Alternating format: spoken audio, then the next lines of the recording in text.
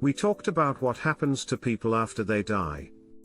We think it makes sense. Now we're going to talk about how you got here. We don't really know how they got to this number.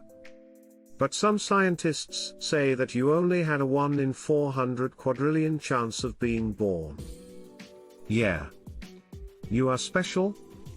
And don't forget that first there were the odds of your father hooking up with your mother, which one scientist told Business Insider were 1 in 20,000. Then there's the chance that they'll stay together after the first date, the second date, and until they decide to start a family. You were told to get to this point. About 1 in 40 million people will win. Now, here are the big odds. Your mom will be born with 1 million to 2 million eggs, but only 500 of them will be ovulating. And basically, your dad will make about 500 billion sperm. It's pretty cool that one sperm met one egg and made you. We also have to remember that your parents had to be born for you to exist. They had to go back to the beginning of time to find the answer. The fact that you were born was nothing less than a miracle. So we know that you must exist. There had to be a lot of things. But let's just talk about the day or night you started.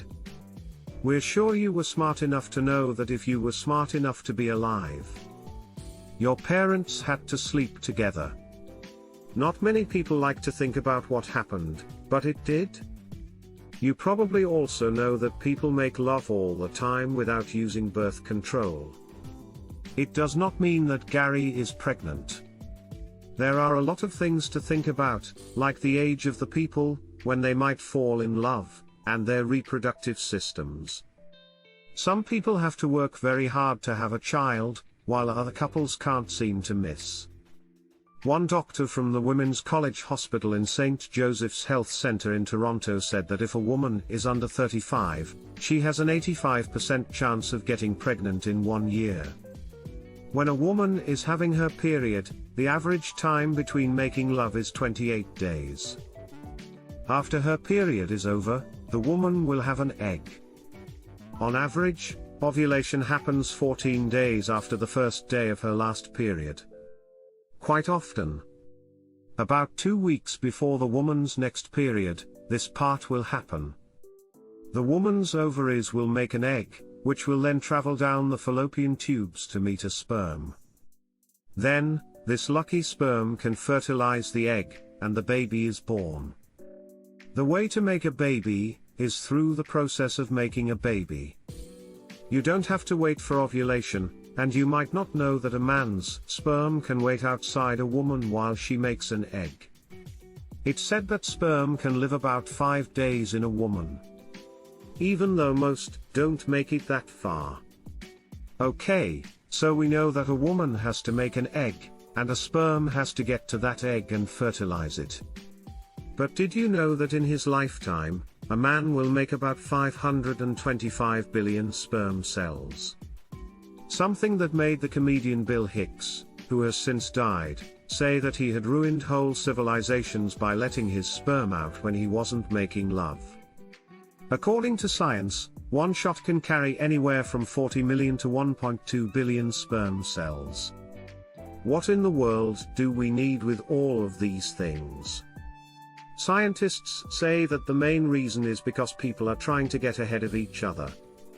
The more sperm there are, the more likely it is that one will reach the egg. Those who make the most sperm are more likely to pass on their genes. How far the sperm has to go to reach the egg? Even though the magic egg is only 15 centimeters long, swimming to it is not easy. Some of them just flow back into the woman after takeoff, while others are killed by acidic fluids inside the woman. These don't even make sense. But only about 2 million of the many millions that are launched make it to base 1. Some get stuck in mucus and die, while others just run into walls and die. It's quite a race to get those sperm, and there are always risks. About 1 million, though, will make it to the uterus. Unfortunately, a lot of them fall apart here and are killed by white blood cells. About 10,000 have made it to the top of the uterus, and are the only ones left. After that, they go to the oviduct. Women have to do both, but they don't usually make eggs in each. That means that about half of those dear sperm are going through the wrong door, which leads to nothing. The ones that went the right way will have to face the uterotubal junction, which is where the oviduct in the uterus connects to the tubes. Sperm have a hard time getting through this busy intersection, and many get stuck in mucus from millions of people. We now have about 1,000 survivors heading down the fallopian tubes to where the star prize is kept. Not all of them make it to the egg. It's just gone. When you think about how far they've come, it's sad, but it's even worse because there can only be one. This is called a cortical reaction, and it means that the woman's egg blocks out multiple sperm. There is sometimes a winner. And the tough sperm from 11 of the world's hardest races is a part of you. It's not a sure thing though, as there is a chance that the baby won't live. This usually happens early on, and a woman has only a 1% chance of losing the baby after 14 weeks. So now we're on our way, and you'll soon be born. There are different stages of pregnancy, which we call trimesters. About 40 weeks is the average time for a pregnancy to last.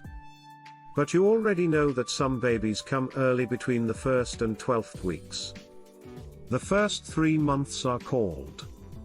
During this time, the woman is likely to notice some changes, like mood swings, parts of her body feeling swollen, feeling sick, wanting to eat, or getting a headache or heart attack.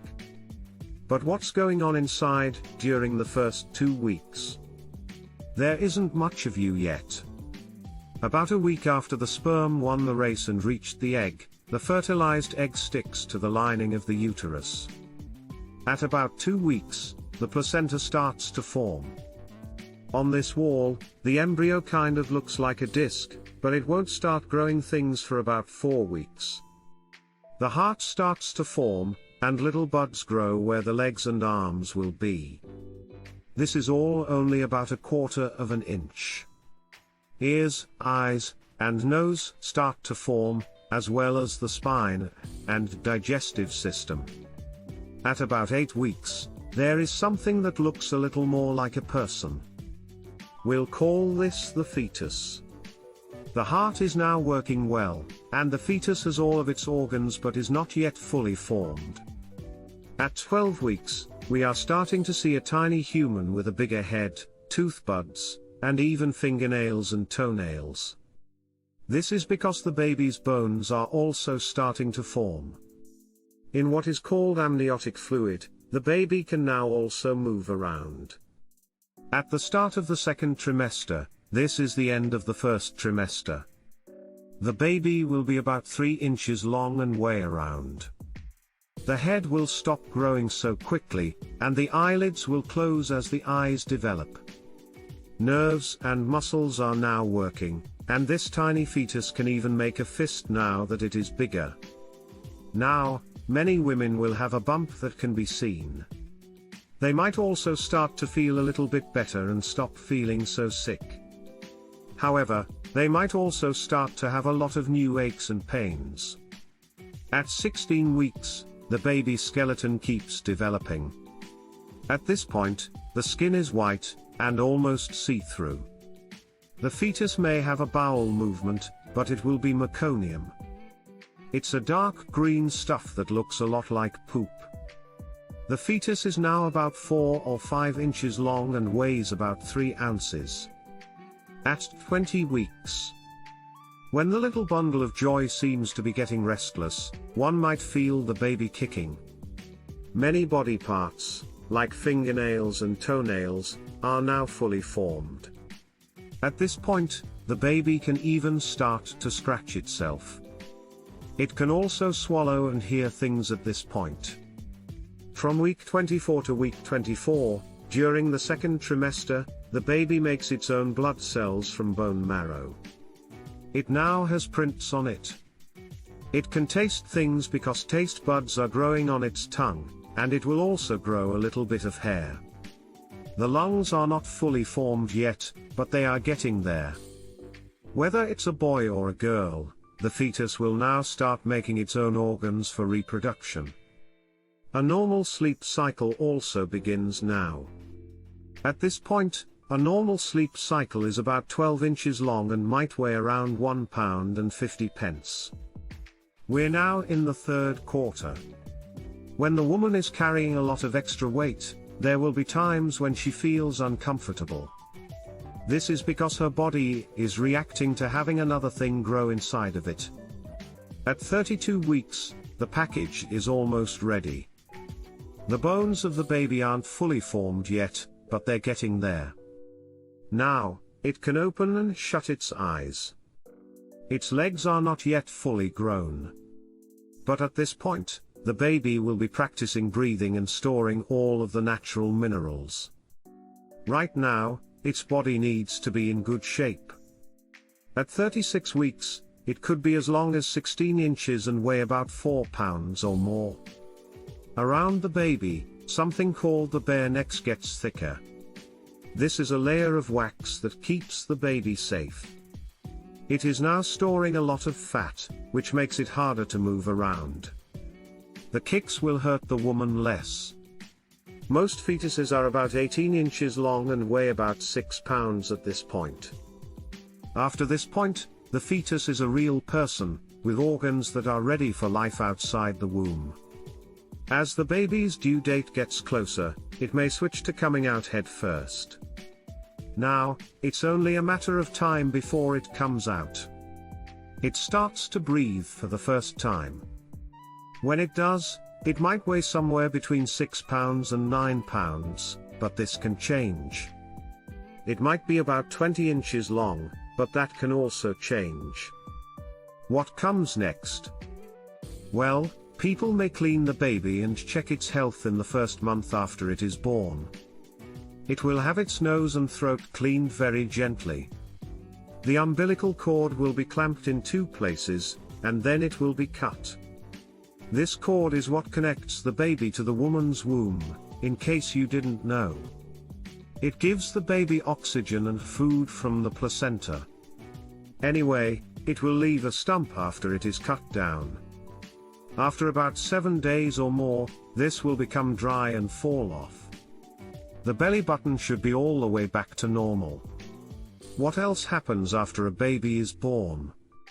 Well, antibiotic ointment will probably be rubbed on the baby's eyes to keep them from getting sick. It will also get a shot of vitamin K, which will help its blood to clot. As we already said, doctors will check to see if the baby is healthy. But it's also important to make sure it's the right temperature. If everything is okay after a few hours, it might get a sponge bath, and then it will probably get a little cap to keep its head warm. Eventually, it will get its first taste of its mother's milk. Most of the time, the mother and child can go home after 24 to 48 hours. But maybe more tests are needed.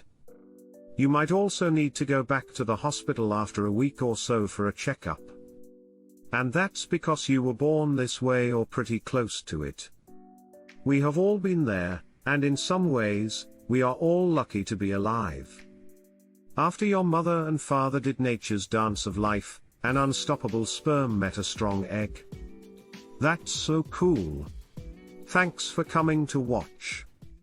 Also, don't forget to like, share, and subscribe, and we'll see you next time.